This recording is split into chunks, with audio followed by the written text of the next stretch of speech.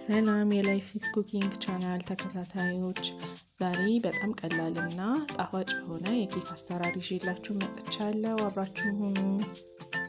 በመጀመሪያ የኬኩን ግብአቶች እናዘጋጃለን። ፉርኖ ዱቄት፣ እንቁላል፣ ስኳር፣ የካካኦ ፓውደር። የካካኦ ፓውደሩን እና ፉርኖ ዱቄቱን ነፍተን ማዘጋጀት ይኖርብናል። ዘይት፣ ወተት፣ የቫኒላ ፓውደር ወይም ፈሳሹን ቫኒላ መጠቀም እንችላለን እና ቤኪንግ ፓውደር። በመቀጠልም ግማሽ ኩባያ ስኳር እንጨምራለን።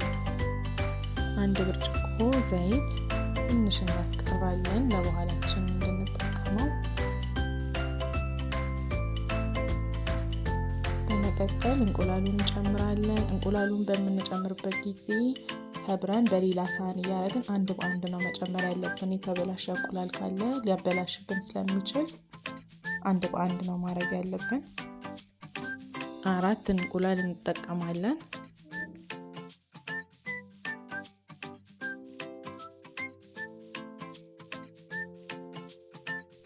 በመቀጠል ስኳሩ በደንብ እስኪሟሟ ድረስ በደንብ መምታት፣ ነጭ እስከሚሆን ድረስ በደንብ መዋሃድ አለበት።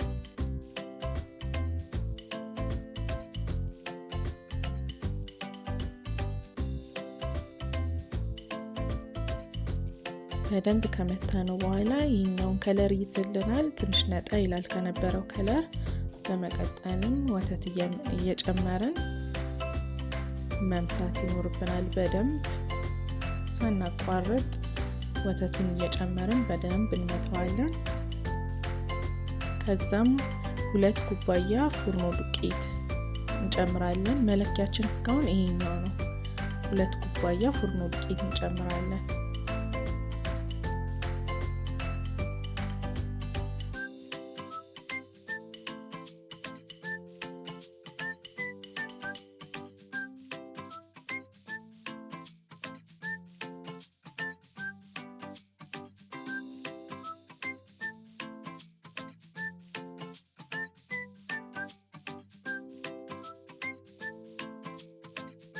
በደንብ ከተዋሃደልን በኋላ ቫኒላችንን እናደርጋለን። 2 ቫኒላ ነው የጨመርኩት።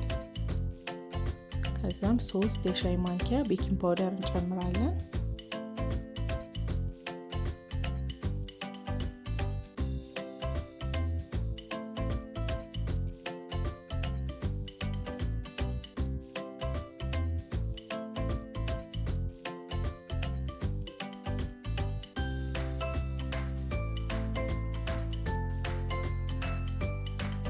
ቤኪንግ ፓውደሩን ከጨመርን በኋላ በደንብ አድርገን ማዋሃድ ይኖርብናል።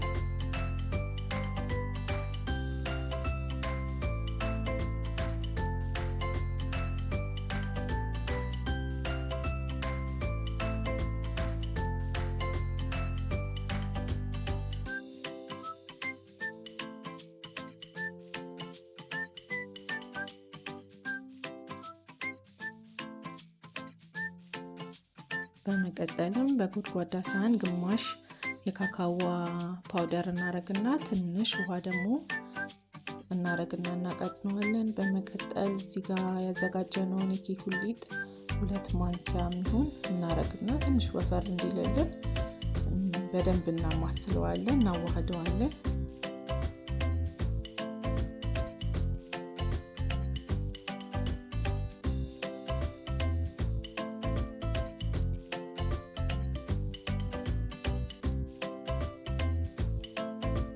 ከዛም ፓትራችን ላይ ቀደም ያስተረፍነውን ዘይት እናረጋለን። በዚህ አጋጣሚ ሰብስክራይብ እያረጋችሁ ቀጣይ ቪዲዮዎችን ወደ እናንተ እንዲደርሱልን በመቀቢያ ካለ በመቀቢያ መቀባት ይቻላል። ዘይቱን ፓትራው ላይ በደንብ አድርገን ካዳረስነው በኋላ ፉርኖ ዱቄቱን በዛው መልኩ በደንብ አድርገን እናዳርሰዋለን። በዚህ መልኩ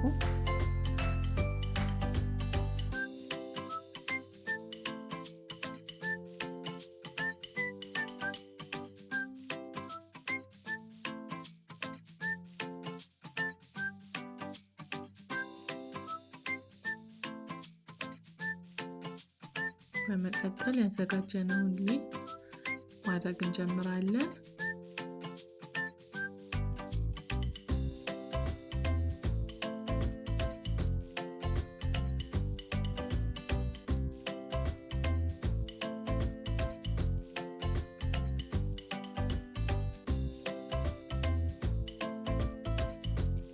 የካካዋውን ሊጥ በፈለግነው ዲዛይን ማድረግ እንችላለን።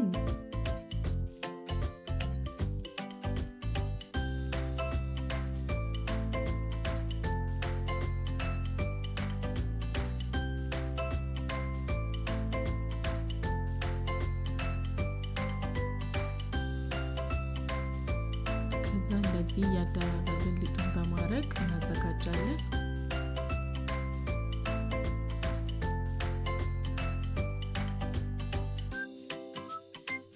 በመቀጠልም ኦቨናችን ውስጥ እንከተዋለን። በ180 ሙቀት ለ40 ደቂቃ እናበስለዋለን።